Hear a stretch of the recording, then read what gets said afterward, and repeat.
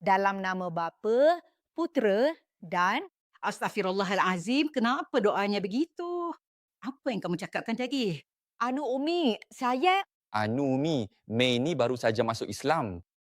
Jadi kadang-kala dia masih terlepas cakap guna cara lamanya. Alhamdulillah.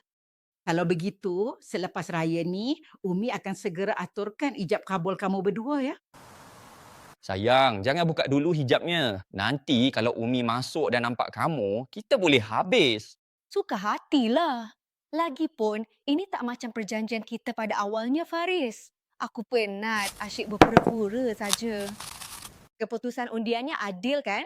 Sekarang giliran kamu pula masuk agamaku seperti yang dijanjikan. Ya, kamu tahu sendirilah. Umi aku tu kolot. Susah nak diberitahu, Mei. Boleh tak kalau kita buat undian sekali lagi? Mana tahu keputusannya berbeza. Itu maknanya kamu nak menang sendiri. Aku nak balik je lah.